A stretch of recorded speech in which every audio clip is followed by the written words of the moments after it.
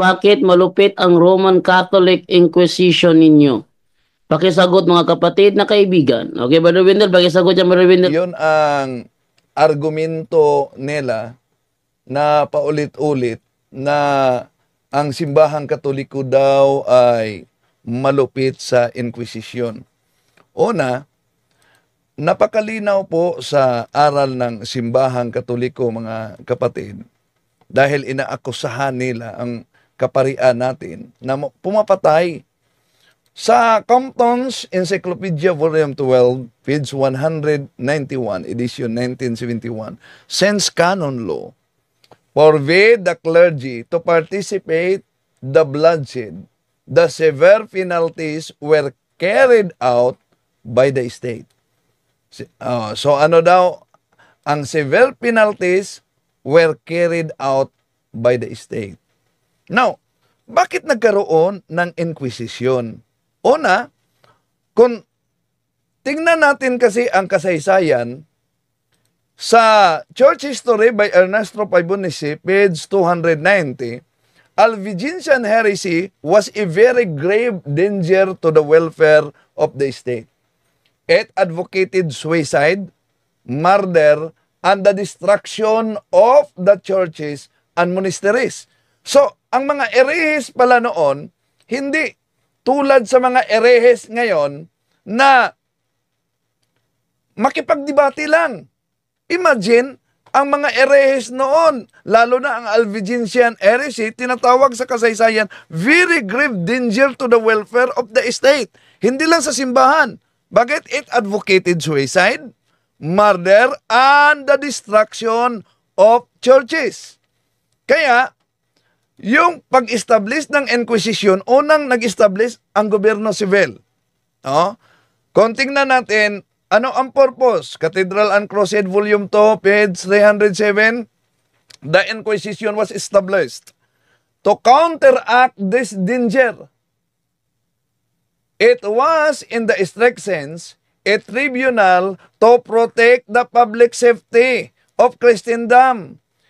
Hence, its severity, forcible suppression of heresy was not invented by the church. So, malinaw yan, mga kapatid sa kasaysayan. Kaya, kung tingnan natin, meron kasing tinatawag, itong aklat na ito, ginagamit ito ng Seventh-day Adventist, ang Catholic Encyclopedia, no? Pero pinag-chap-chap nila. Iniugnay nila yung Spanish Inquisition at yung Ecclesiastical Inquisition. Ang akala nila, yung Spanish Inquisition ay pareho sa Ecclesiastical Church Inquisition. Mali po.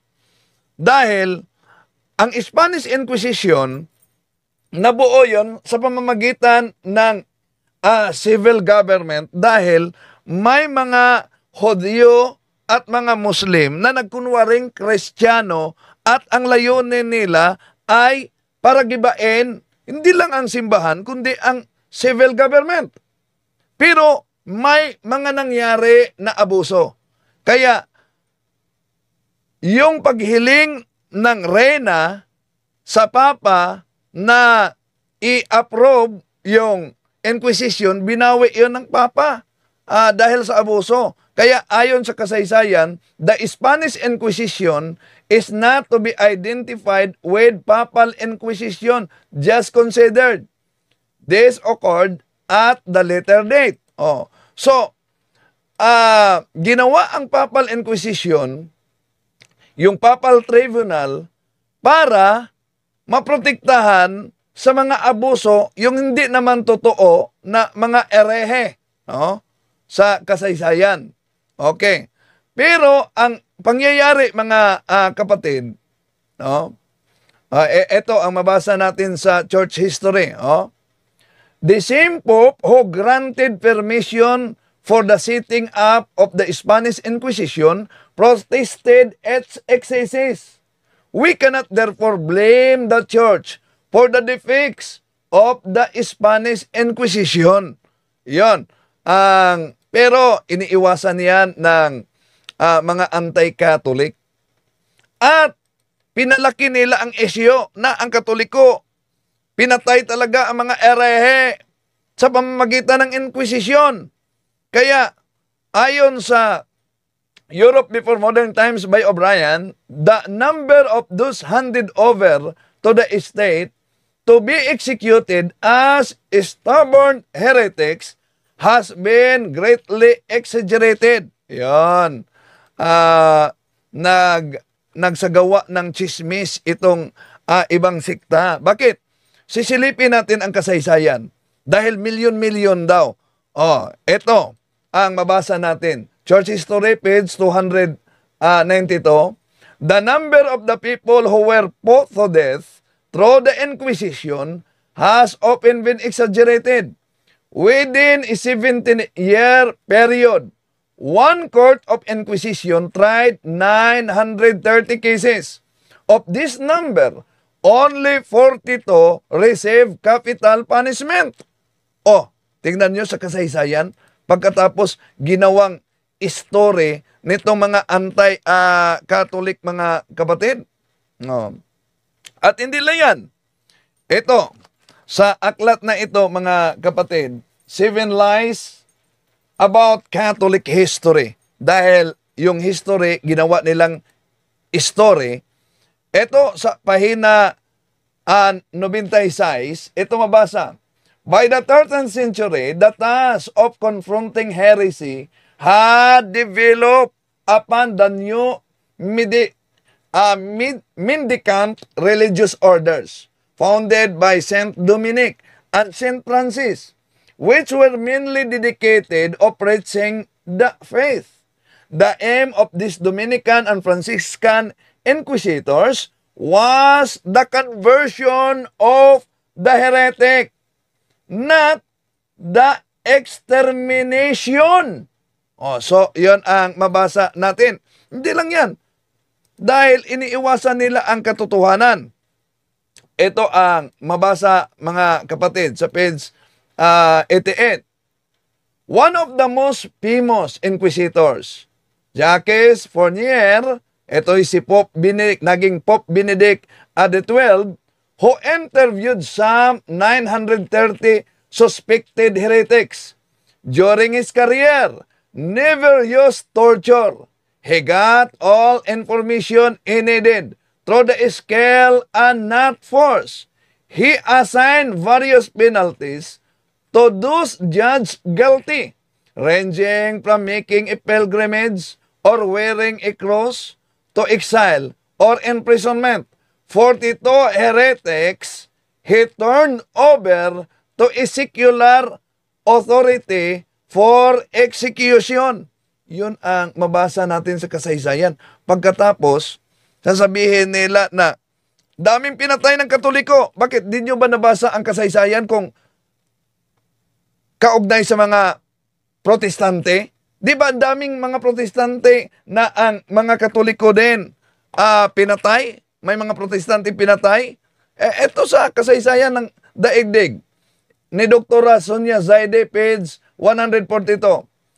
Ang mga Protestante ay nagkasala din sa kamatayan at paghihirap sa mga sumasalungat nila.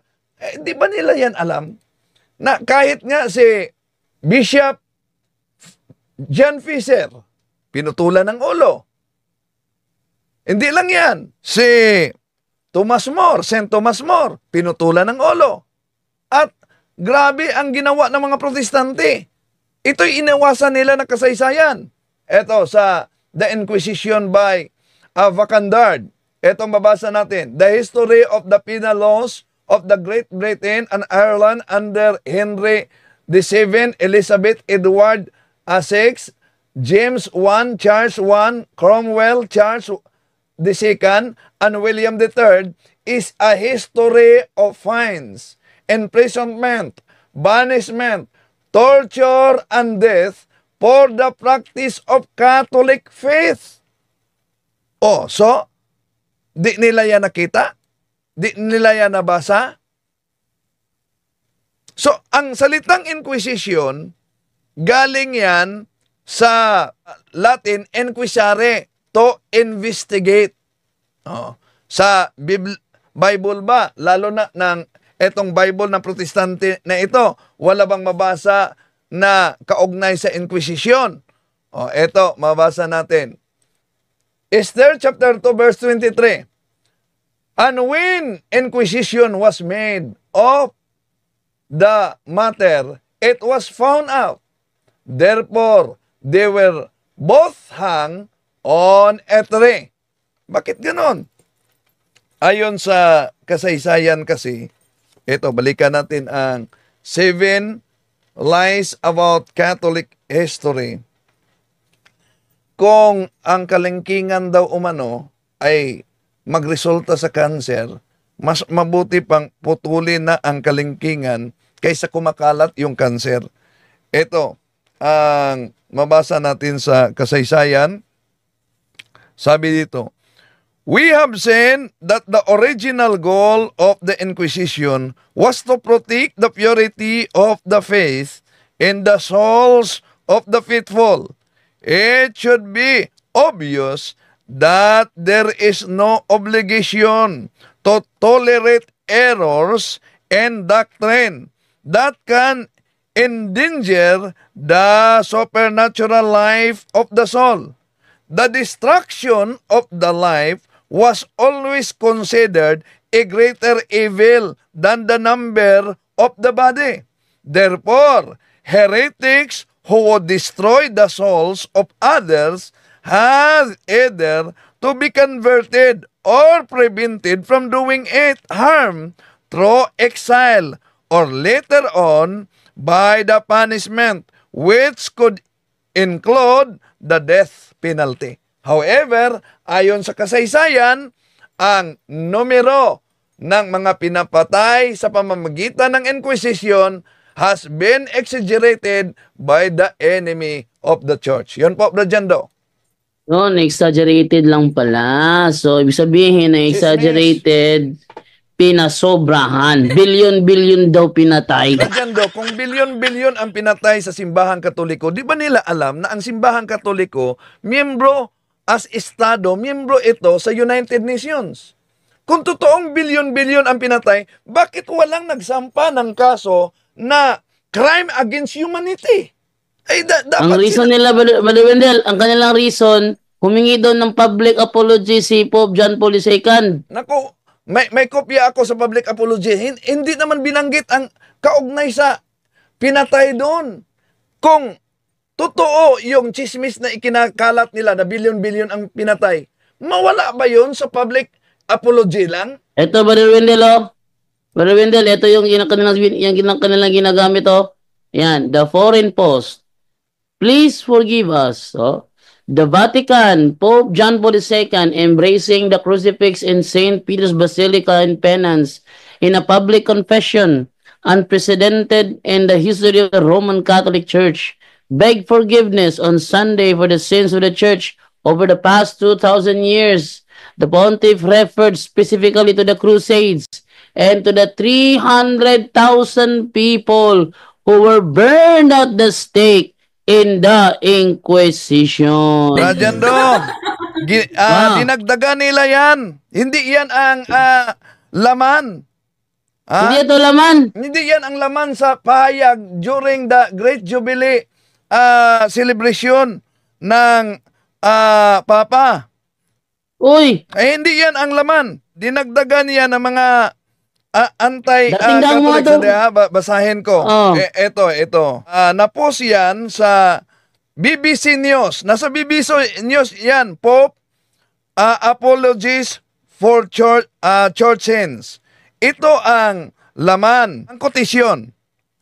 We are asking pardon for the division among Christians, for the use of violence that some have committed in the service of truth, and for the attitudes of mistrust and hostility assumed toward the followers of the other religions. Yun ang laman sa pahayag ng Santo Papa, dinagdagan lang nila. May panluloko pala yun. Ikumpara sa ipinakita mo. Meron bang sinabi dyan na milyon-milyon ang pinatay? Wala namang sinabi. Dinagdagan lang nila sa paninira ng simbahang Katoliko. Yon, nagkakalat ng chismis etong mga anti-Catholic. At di na yan makapagtataka mga kapatid dahil alam nyo naman na gawain talaga ng demonyo para yung mga inosente ay mailayo sa tunay na simbahang tatag ng ating Panginoon Jesucristo. Dahil pag mailayo ka sa tunay na simbahan at tatag ng ating Panginoon Jesucristo, una, wala ka ng sakramento. Wala ka ng mga santo. Wala ka ng Mahal na Birhen Maria. Wala ka ng sacramentals. Yon ang taktika. Bakit? Daming mga siktang na itatag na tao, ng mga tao na banat ng banat sa simbahang Katoliko. Yon po, Brother Jan.